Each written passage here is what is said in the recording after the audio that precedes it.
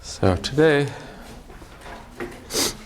to continue the discussion about structural zeros that we started a little more than a week ago. So I talked about a couple of different methods for dealing with structural zeros, including particularly the method where we remove a degree of freedom. So I'm going to get into detail a little bit more about that and about some alternatives. And how that relates to some other tricks we can do for models with outliers. So the goal is to have structural zeros. And remember, that's the situation where we have a table, a contingency table, and there are some cells, it's like I'm playing tic-tac-toe, but there are some cells in the contingency table that we believe for model reasons are impossible. We will always observe a count of 0 there, and therefore we don't want to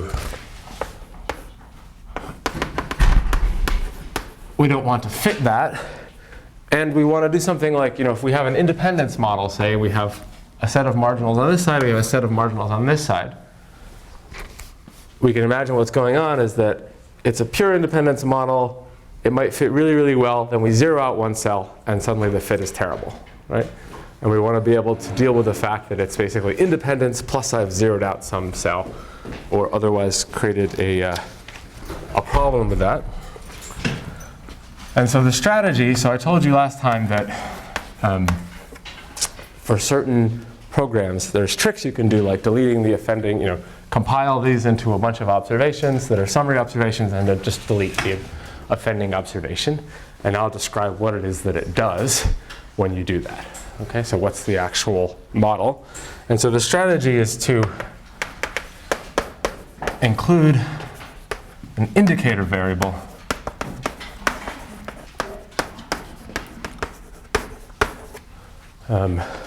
for the 0. So we're going to put in a new variable into the model, and the entire job of that variable is just to say, are we in this cell or not? Right? So it's a variable which is just purely dedicated to measuring whether we're in a particular cell. Most of our variables measure something about a summary, like this row sum or this column sum, or the number of times that some couple of variables occurred together. And this is going to be a variable which also partitions the possible outcomes, but it partitions them into simply, does this cell occur or does it not? Okay, so in one of these A matrices, here are all my cells up to 1, 1, 1. What will this row look like for the indicator variable?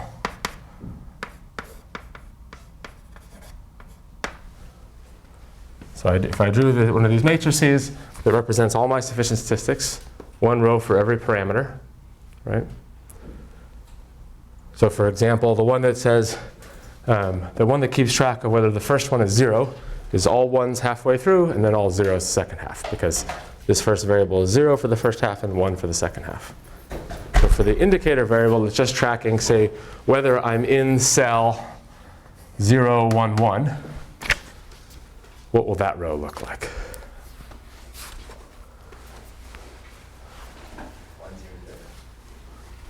1, 0, 0. Where would I put the 1? Wait, sorry. You're saying just that 0. So I'm just interested in the row. Sorry, let me rewrite this a little bit.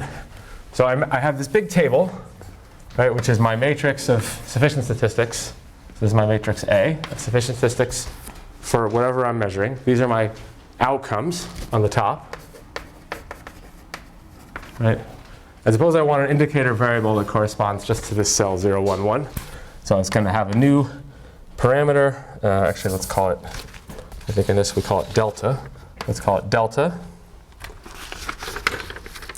And this one is supposed to be delta 0, 1, 1. That is, it's supposed to be the indicator variable that just says, am I in cell 0, 1, 1 or not? I'm counting the number of times I'm in cell 0, 1, 1. So what would that row vector be? Have a 1 just in 0, 1. Right. There's a 1 here, there's a 0 everywhere else. Right? So, like one way to think about the saturated model, for example, would be to say, let's do a simple one like 0, 0, 0, 1, 1, 0, 1, 1. one way to think about the saturated model is just it's a bunch of indicator variables that say, am I in each cell? Right? And I can think about it as like, am I in cell 0? Am I in cell 1? Am I in cell 1, 0? Am I in cell 1, 1? And then it's just an identity matrix. So we're just taking one row out of that identity matrix. That's our indicator variable. So this thing, delta ij or delta ijk equals 1 if in the cell and 0 otherwise. So it's like the most boring possible summary statistic. Right? So we estimated a parameter when we included this indicator variable.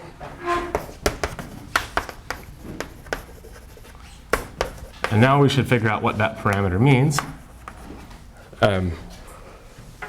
So first of all, let me ask you two questions. How does includedness affect the degrees of freedom?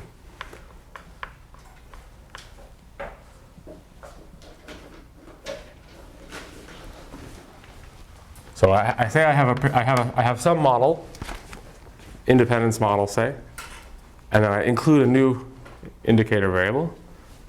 So I have model degrees of freedom, and I have a test degrees of freedom, and these are going to change. How do they change? I estimated one parameter, which is delta.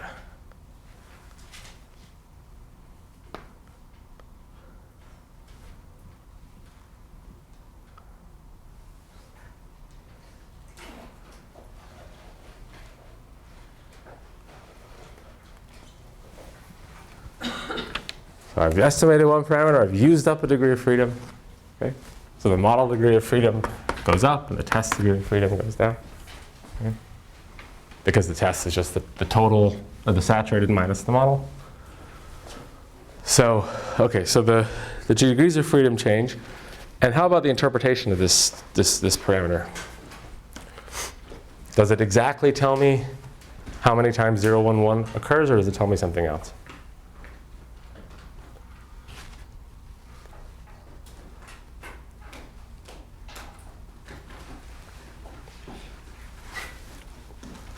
So imagine I have an independence model, right? An independence model fit. It estimates some value for every cell. Now I have a new parameter just for one particular cell, right? So is this cell going to fit exactly by the new model? Well, for the independence model, it won't fit exactly, right? Because in general, the independence model will fit something based on everything. This is 0, which is going to be different than the expected value from the independence model. But I'm adding this new parameter whose entire job, it's only sensitive to this one cell. So that new parameter allows the model to move on this, it's like slack, on this particular entry. So once I include the new parameter, the model will fit exactly at that cell.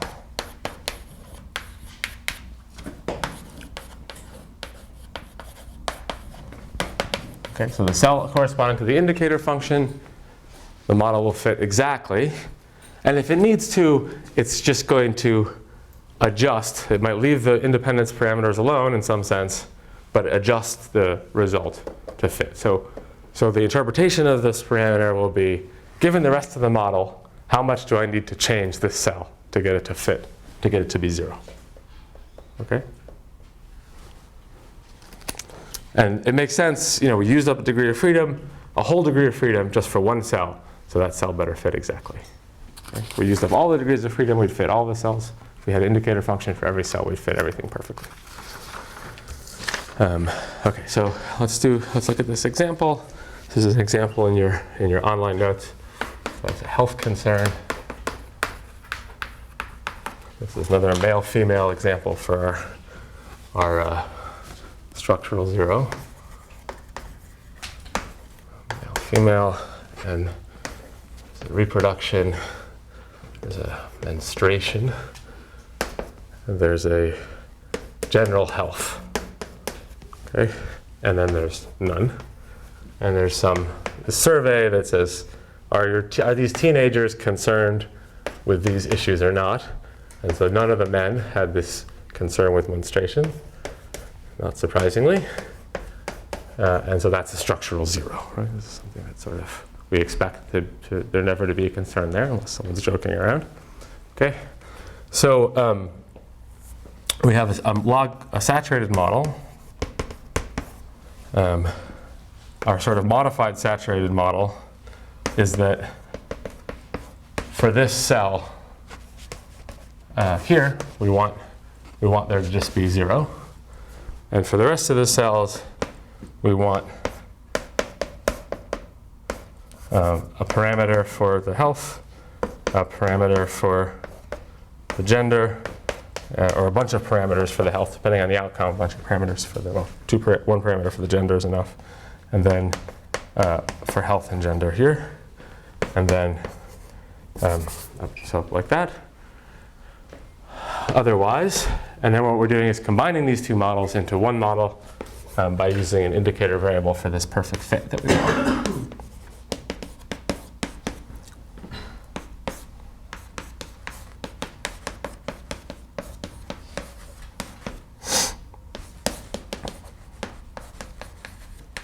And so here's our, this is in the 2-1 cell.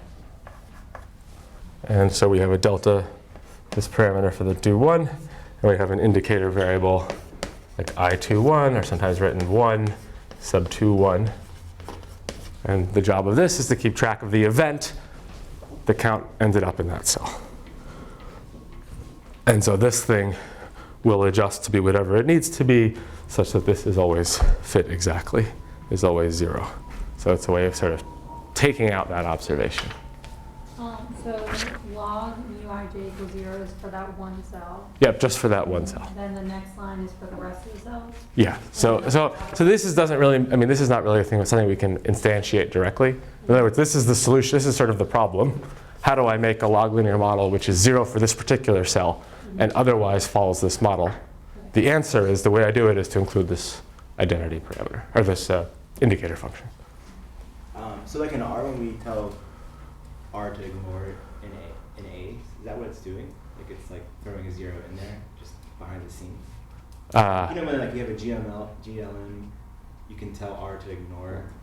Depends on, so if it's in like data format where you have one observation, it might just be skipping them. Okay. Yeah.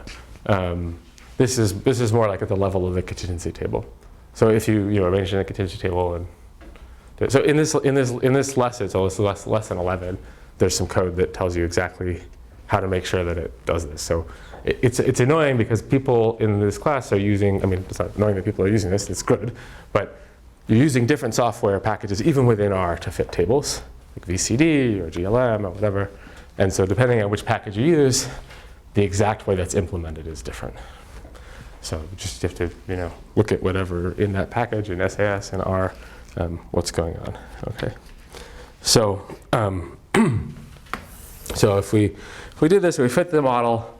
So if we first fit this model without the structural 0, we'd get a table like gender, health, gender plus health, degrees of freedom 1, 3, 3, chi-squared 16.7 or 16.8, 250, 27.5, and that's kind of, so this is without the indicator, so without accounting for the structural 0.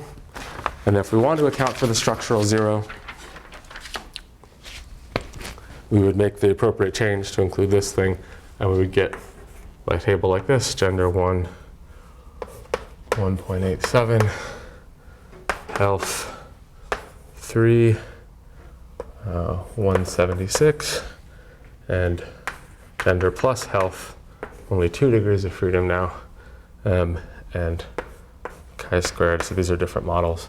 And so the fit improves a lot once we've accounted for the structural 0, right? Because that was kind of throwing off our table. It was like a huge outlier compared to any other model, even an independence model. And so that's causing a really poor fit, and then we can throw it out and or fix it to be 0 and get fit, which is still not super great, but it is better. Okay. So yeah, so yeah, all right. And as I said, often these packages, so SAS, GenMod, and I think the R version as well, if you're presented as a contingency table and you have some of the entries of the contingency table missing, it will do this analysis automatically. But you should check that it makes sense. Let's see. Okay, so if we go to an example with more than 2 dimensions, so nothing really changes, it's what you would expect. So let's blow up that example by making it health concern by gender by age. So we have like reproduction, menstrual, healthy, and none. And then we have male ages 12 to 15, ages 12 to 15, ages 16 to 17, and female 12 to 15, 16 to 17. So that's the age variable packed in here. And 4, 2, 9, 7, 4, 8. There's our structural zeros. 42, 7, 19, 10, 57, 20, 71, 31. And then we can fit now all of our 3-way models to it. So for example, I'm not going to write them all, but let's say we have health, gender, health, age, gender, age, the homogeneous association or the 3-way interaction with 2 degrees of freedom and a g squared of 2. We could fit HG, HA, so drop the GA association, pick up a degree of freedom and get 4.9. And let's look at one more. HGGA,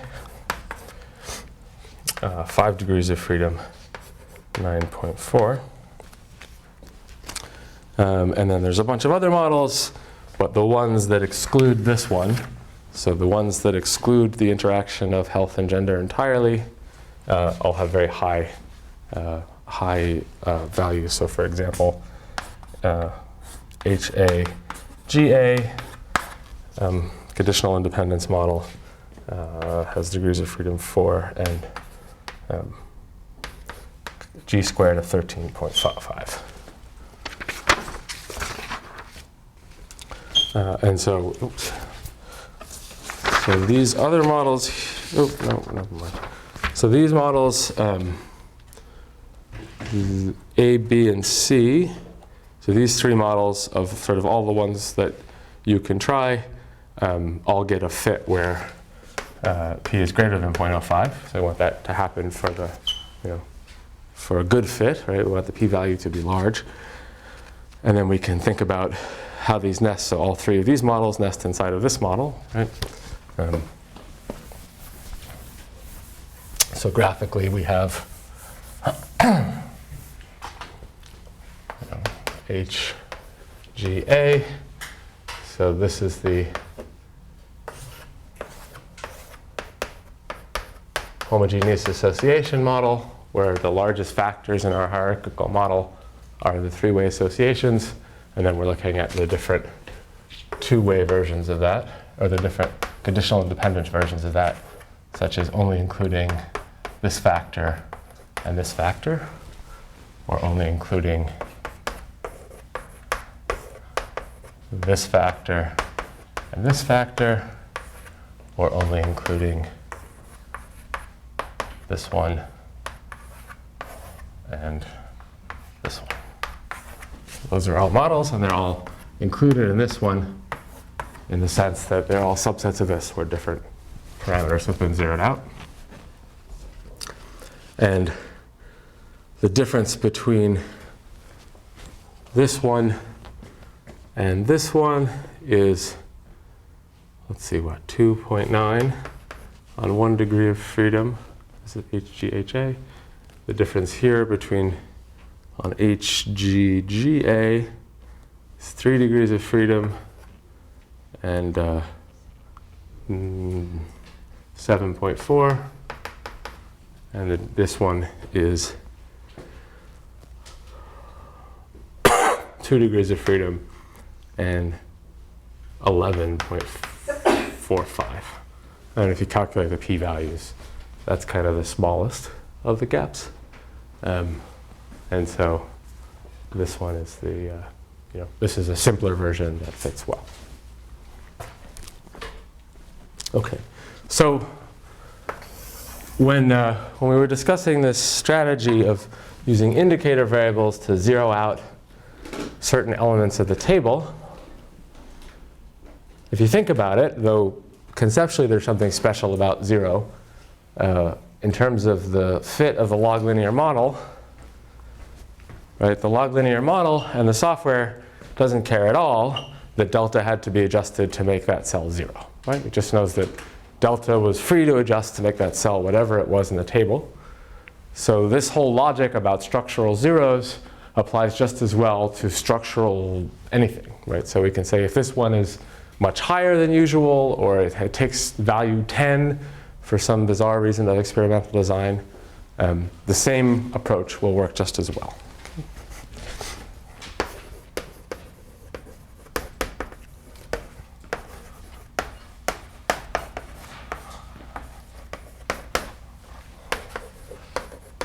So we can think about any anomalous value, not necessarily a structural 0, that can be addressed in the same way.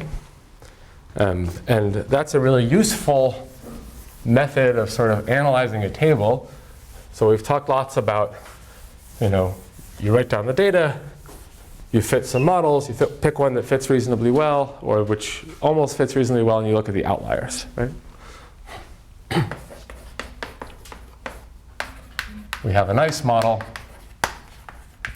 for whatever reason, conceptual or fit, but it has bad outliers.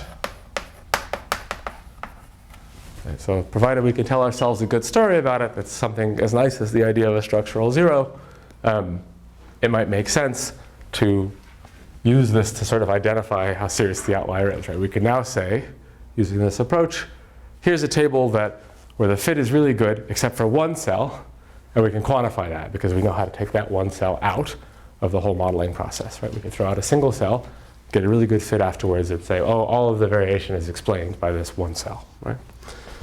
So let's look at an example for this. So this is a table, three-way table, in which in 1953 and 1971, mothers of children aged 19 were asked whether boys, girls, or both should be required to shovel snow off the sidewalk. Okay. Sort of an entertaining story. And 0 mothers said girls only.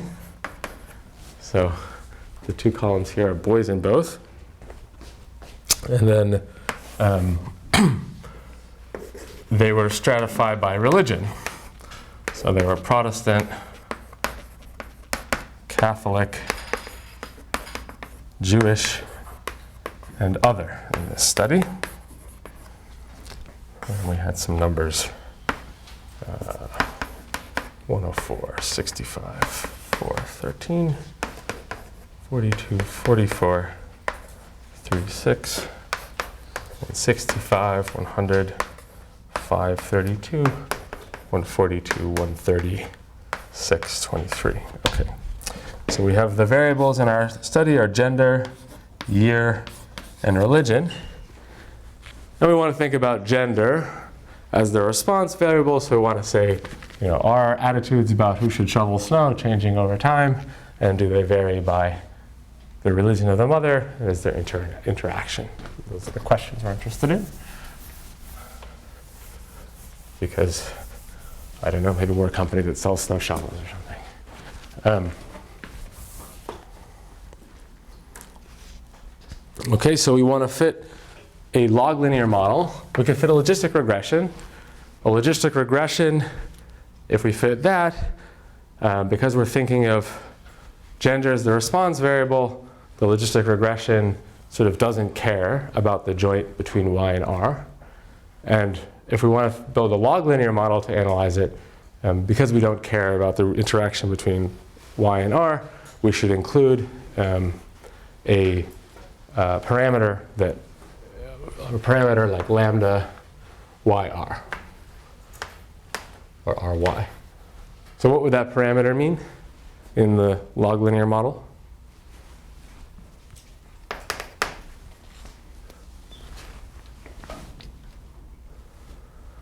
What would it capture about the data?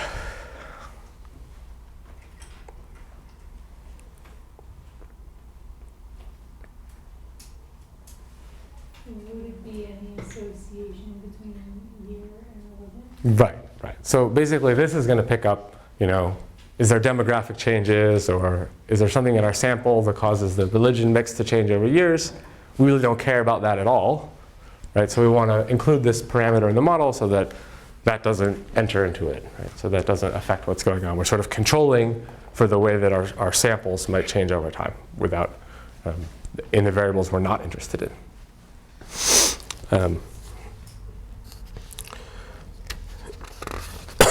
Okay, so if we fit these guys in log linear model notation, RYGY, RYGR, RYGYGR,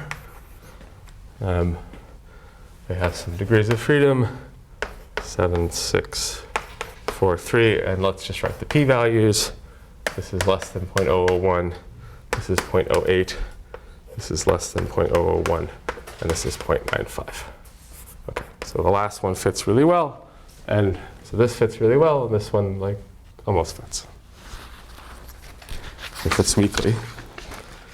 So the homogeneous association model is a good fit, the other models are not.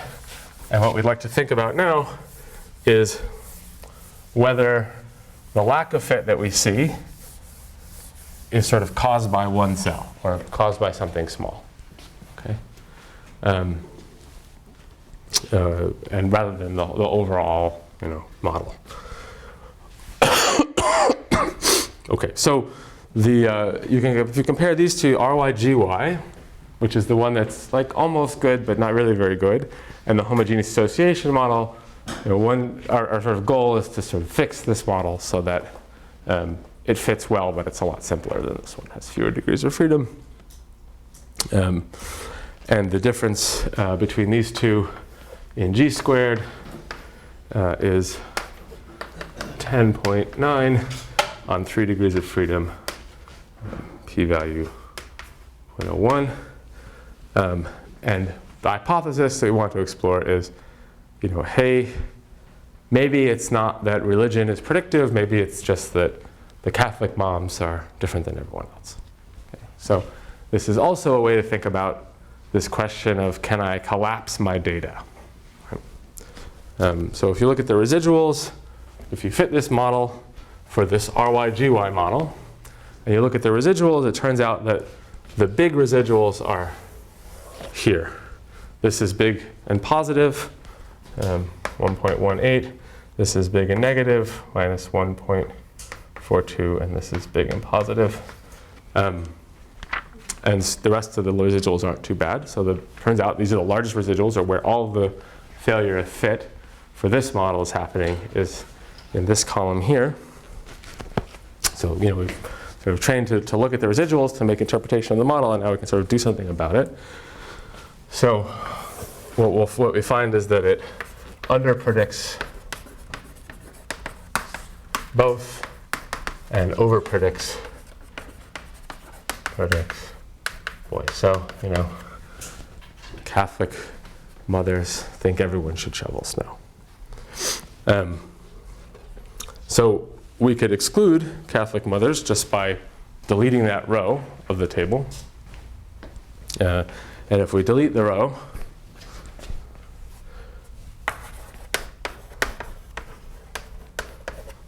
we get a new fit, which is a g squared, and we fit the ry gy model g squared is going to be 1.35 on 4 degrees of freedom, which is like a fantastic fit. So we see the residuals are big, throw out the row. Doing either of those things leads to a which would be equivalent to having all dummy variables for that, leads to a great fit. So that tells us that this RYGY model fits except for the Catholic mother's row. So what we can do then is to think about, well, maybe we should do a collapse, because that's sort of where all the effect is. That is, I take the hypothesis, and I expect that this kind of thing will come up in lots of your data, especially this is something that comes up a lot in survey data, because usually in survey data you're sort of asking lots of categories, you're asking lots of questions, you don't really know what to expect, and then you find, there were 5 different categories of religion or attitude toward whatever, and the only thing that really mattered was one category. All the action was in 1 or 2 categories, and the other ones were more or less indistinguishable. And so what we want to do in a situation like that is just collapse this into a single dummy variable or a single indicator variable for this Catholic. So to do that formally, what we do is to replace the categorical variable Catholic by 4 indicators or 4 binary variables, so dummy variables, which is similar to what we've done in other situations. So P for Protestant, so P equals 1 for Protestant, 0 otherwise. Similarly for C for Catholic, J for Jewish, and O for other. Of course, only one of these is going to be on for any individual observation.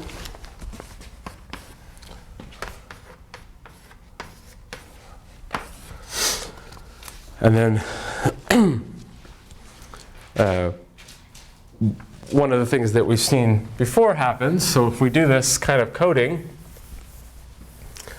we have a redundancy in our coding, that is, we've introduced too many parameters, right? We didn't need 4 parameters to keep track of 4 binary parameters to keep track of 4 categories, because they all have to sum to 1.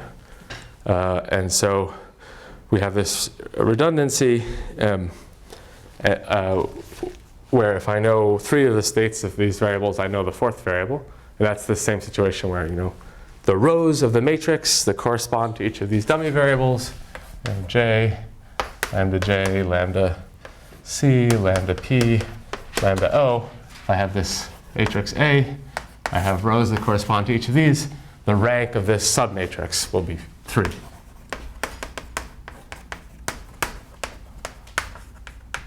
Matrix. So this submatrix of sufficient statistics equals 3, because there's redundancies among these, and I can think about that as having a constraint function that tells me how I can compute one from the others, but it allows for a symmetric representation.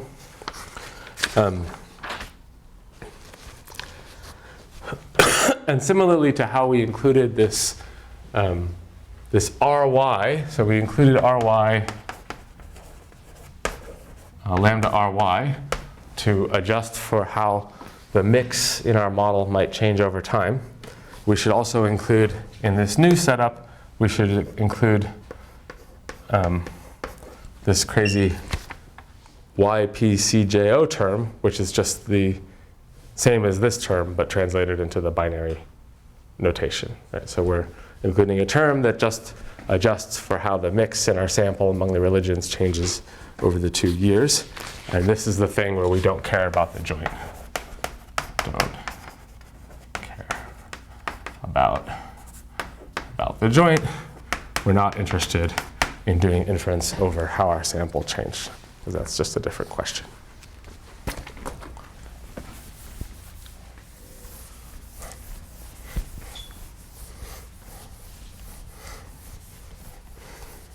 Okay, so then if we fit the model, let's let's just write these. YP CJO GY GJ, YP CJO GY GC, YP CJO GY GP, and YGY GO. So these are sort of our new models, which only include, so these are the models that say, instead of fitting religion as a variable, I say Protestant or not, other or not, Catholic or not, Jewish or not. And I want to know whether those are just as good as the full deal. So what would the full deal be? It would be YPCJO GY and GPCJO. So this would be the one that's equivalent to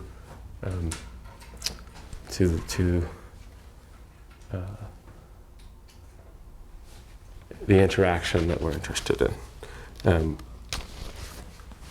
Where I haven't just split it into one or the other, but I'm looking at all the categories. And then if you fit that, you get, for these 5 degrees of freedom, 5, 5, 5. And this one is 3.4 G squared. And these are 9 GJ, 10.9 GC, 1.4 GP, 4.8, and GO, 9.8. And so what that tells me is that these things that fit well, so that fits well, that's kind of the full homogeneous interaction model. It's this model. And to get a fit that's almost as good as that, all I have to do is include the binary variable, the indicator variable for Catholic. And if I include any other indicator variables, the fit is not very good. So this is like a very formal way to say it makes sense for this data to collapse the categories instead of for religion into simply Catholic or not Catholic. Or that the interaction between religion and the gender response is primarily due to the Catholic mothers. Okay. So, excuse me.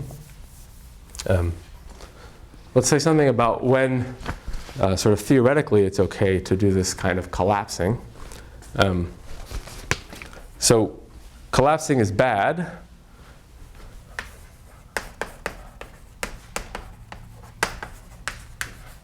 Collapsing is bad when Simpson's paradox is present, right?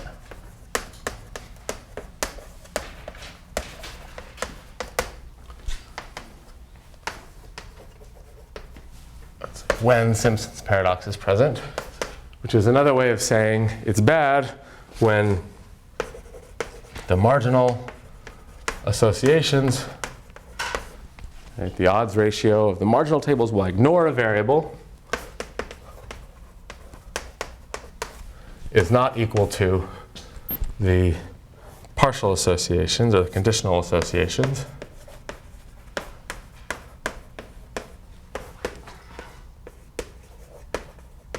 Condition on the variable, right? So when those things are unequal, we see Simpson's paradox. When those things are unequal, collapsing would give an erroneous result, something that goes in the wrong direction potentially. So when can we? And the quintessential situation for that is like a conditional independence relationship, right? Where we're collapsing over the variable that's being conditioned on. So like A, B, C, if A is independent of C given B, and we collapse over B, we're in danger of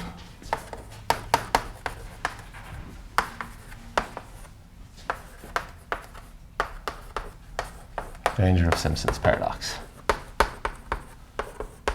Right. If B was actually the thing that explained it, and I aggregate them, then I can get a problem. So when can we say the other thing, which is that collapsing is safe?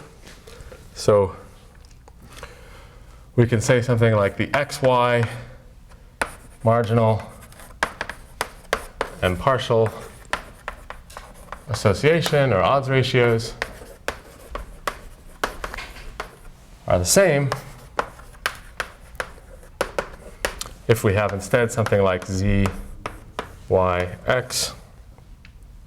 So we're collapsing over z, and z and x are conditionally independent given y. So all of the dependence on z, all of x's dependence on z passes through y anyway, so it doesn't hurt to marginalize z.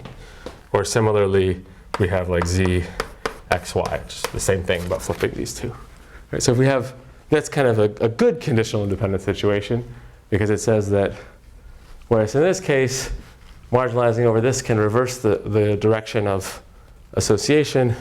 If we have this sort of conditional independence relationship and we're marginalizing over z, it doesn't affect, it's impossible to get Simpson's paradox. Right? This holds exactly. This conditional dependence relationship, we would never get Simpson's paradox because all of the dependence of y on z in this one passes through x, all of the dependence of x on z passes through y. So you can state that as like a theorem, just as called collapsibility theorem.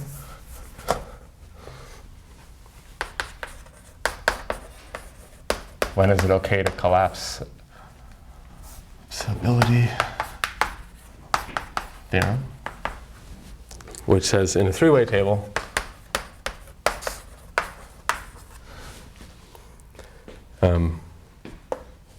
interaction between two variables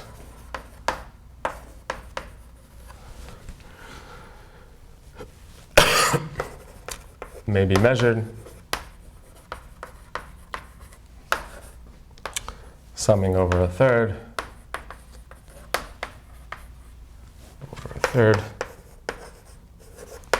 if the third is independent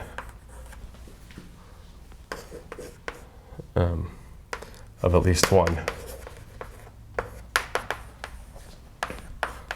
of the first two, which is more or less another way of saying that.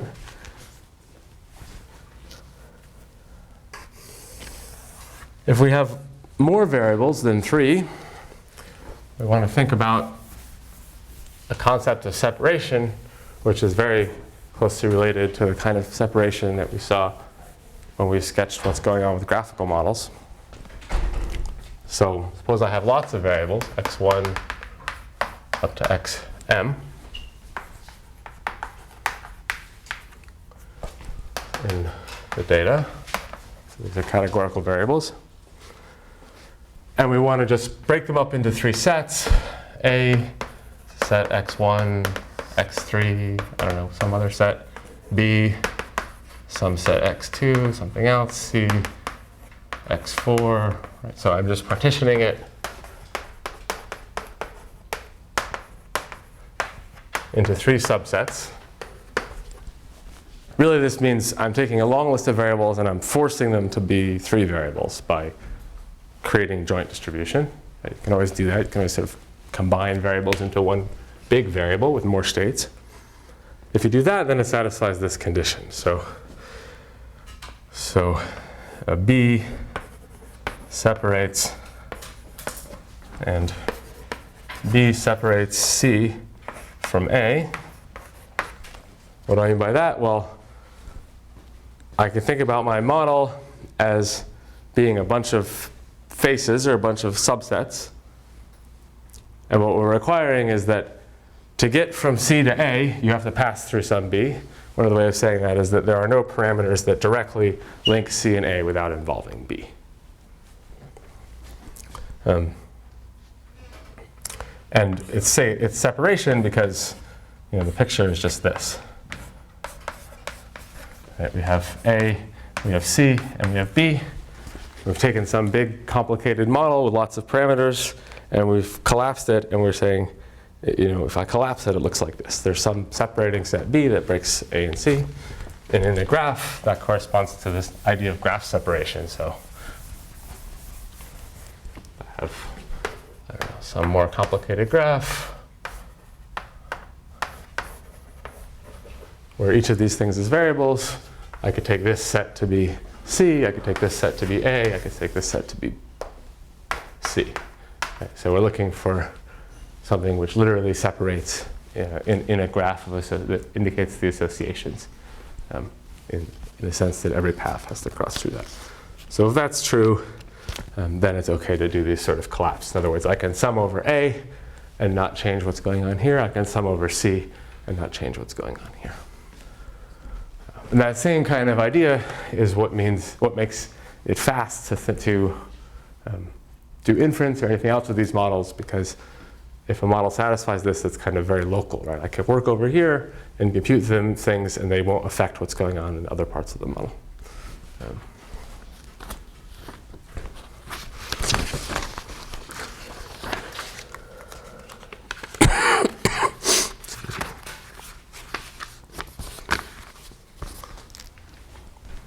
So let me take a moment to go off outside the lecture. So thanks for your patience for last week. And let me tell you very high level the sort of things that I was discussing at this conference. Which are intimately related to this kind of question. So suppose you have a large model with many variables. x1, x2, x3, x4, x5, and so on.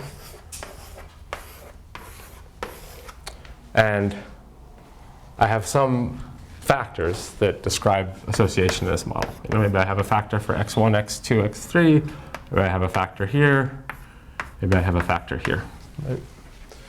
So I can think about these factors as being tables of real numbers that represent the lambdas or the thetas. Okay? Now, in the case of hierarchical models or in the case of graphical models, what often happens is that I'm interested in the joint distribution, like a probability distribution over all of these variables.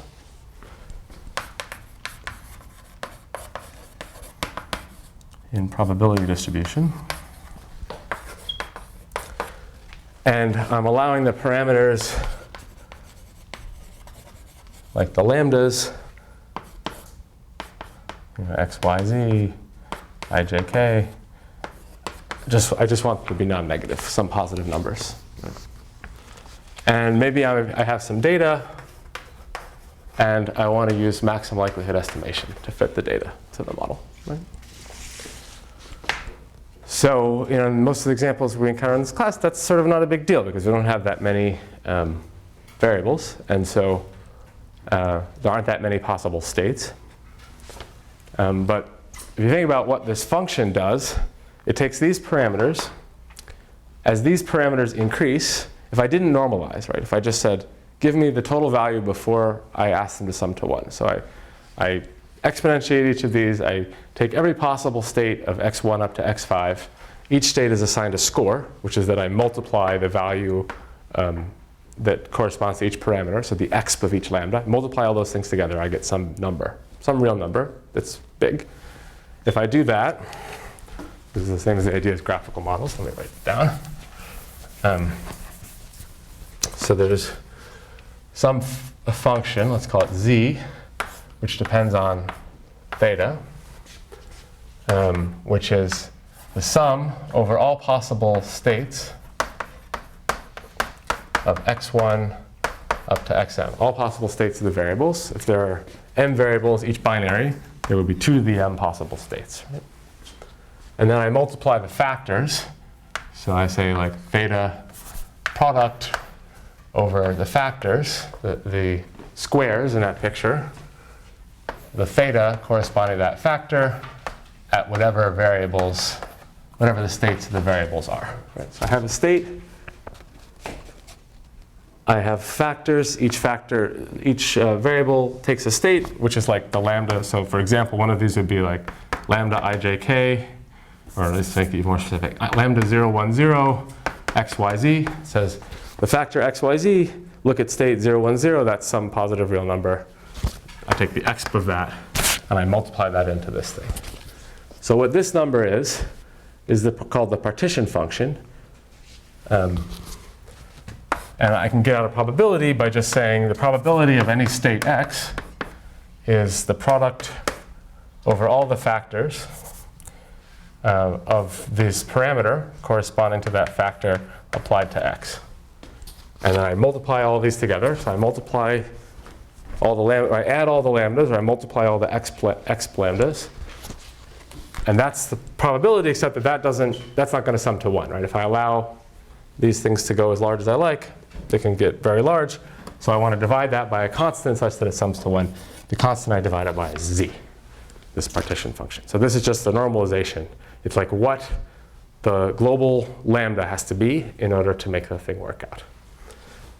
So if you're trying to do optimization locally, what you do is to do some sort of gradient ascent, right? So you'll look at each of your parameters and you see whether, if I can increase that parameter a little bit, will that increase my likelihood function? And if you do that, you have to constantly correct the value by dividing by this partition function. So in statistics and in statistical physics, there's a big question of, is this partition function something we can practically compute? Because in general, it's an exponentially large sum. And so it turns out that there are certain situations in which computing the value of this partition function doesn't take exponentially long for a computer. It can be done efficiently. It can be done in polynomial time. One such situation is when you have something like this, where you have a long chain of separations or a tree of separations, and the partition function here doesn't depend on the partition function here except through the separator. So you can combine information, kind of like walking up the leaves of a tree. But there are other situations where it happens, essentially when you're very lucky what the values of these take. So there's a program in theoretical computer science which aims to classify all partition functions into whether they're easy or hard.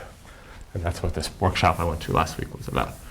How do you determine whether it's hard to compute the value of a partition function? Okay. That was a musical interlude.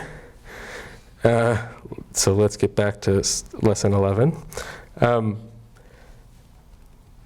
The next topic is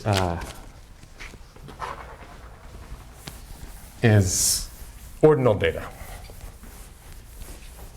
So how do we incorporate into a log linear model data which we know is not just nominal but has ordinal structure, so it has ordering to it.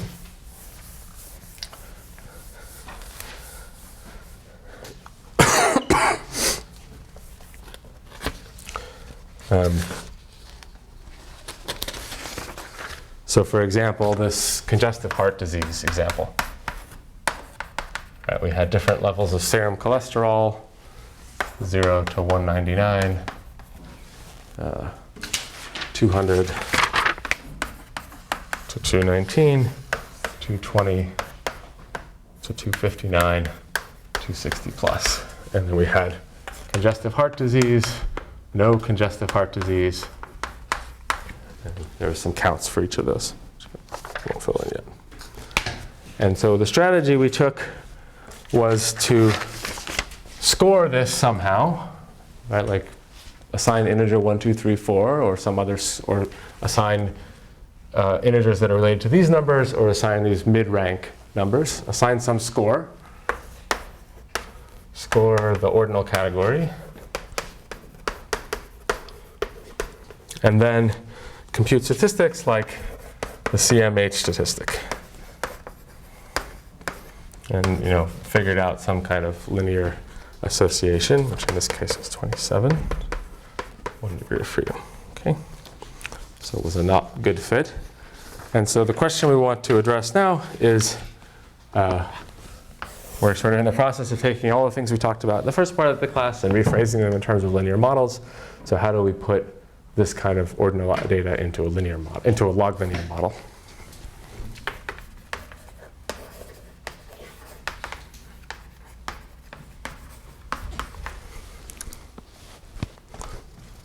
Okay, so by default, of course, whenever we use a log linear model, what we're doing is saying all the variables are categorical. Right? We're saying all the variables are nominal, we have no ordinal information. All we pick up about them is which cell we're in, or which subset of cells we're in.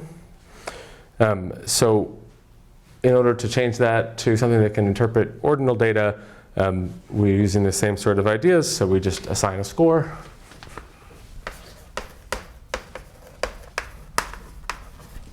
and include parameter for ordinal variable. Right, so at this point, it looks even more like kind of regular regression. So we're sort of doing a Poisson regression, but it looks even more like a regression. That is, we now have betas, we have parameters which are attached to variables that take on values other than 0 and 1. So we assign scores,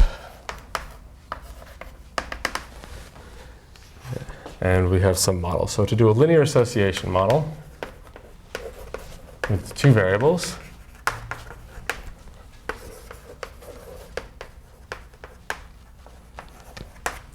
it looks like this. We have a log of the count is equal to our grand total parameter, our row and column effects,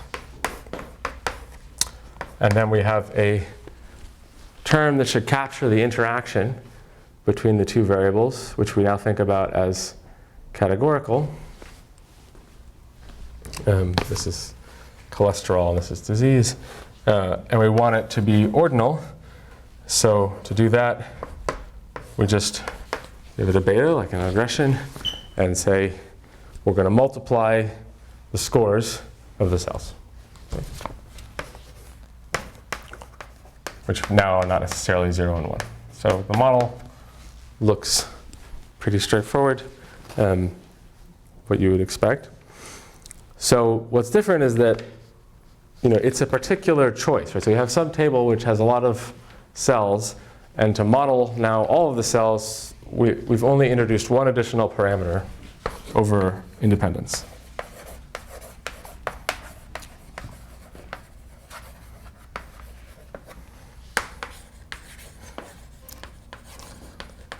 So it's a very specific hypothesis.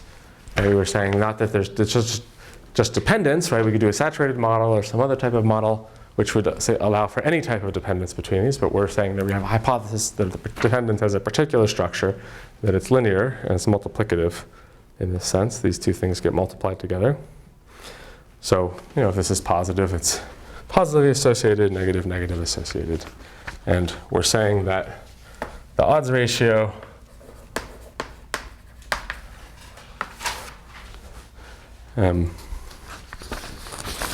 for the 2x2 tables depends only on which row and column, like the difference of the rows and columns, not which row and column you're in.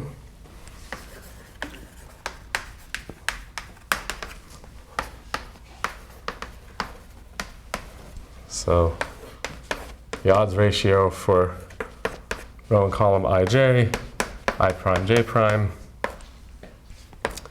is uij, the slug I prime, j prime, minus log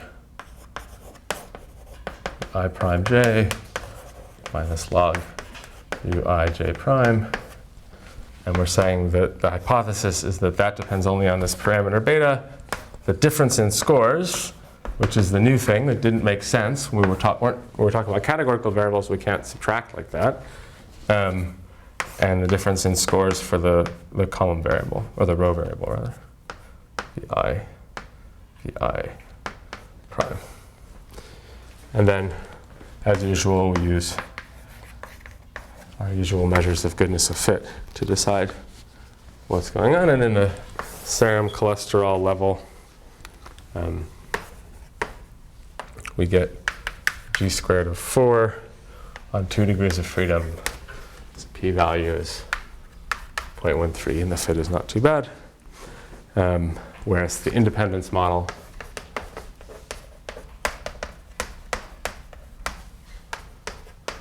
alone, without this single new parameter beta, the change in g squared is 27.8 on only 1 degree of freedom. So the change in fit by adding this beta parameter with linear association is highly significant.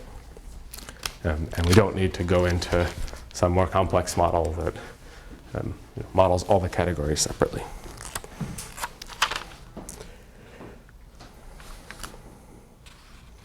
And to interpret it,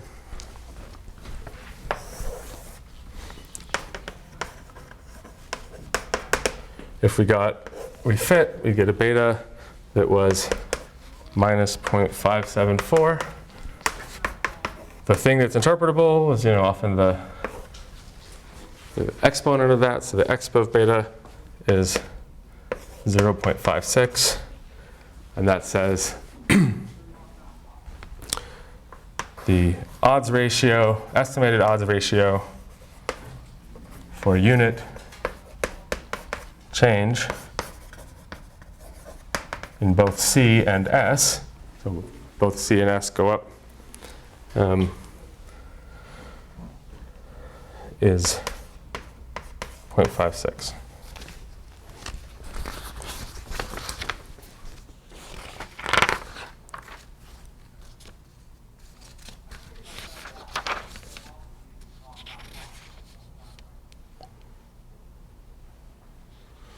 Okay, so just as with the other situations that we've looked at scores, of course our choice of scores are going to affect our answers.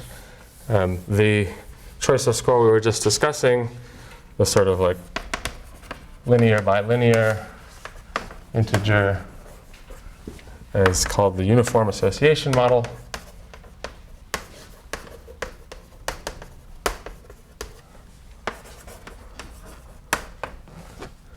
And it's because this has this property that the odds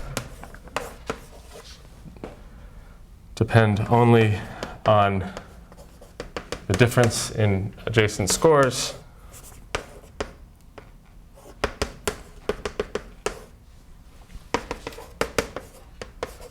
So if you have some big table, we're saying that this theta applies to any 2 by 2, 2 adjacent rows and 2 adjacent columns. So inside of this table, I pick any 2 by 2 that's contiguous, and I assign it parameter theta, or odds ratio theta, which corresponds to B. And that's what the model is doing. And if you want to extend this to higher order, you do the obvious thing, which is just, okay, you just include B, U, V, W. You just throw in another parameter, you have a different interpretation. But it still makes sense to do. Okay, so I'll stop there. Next time we'll talk about dependent samples. Thank you.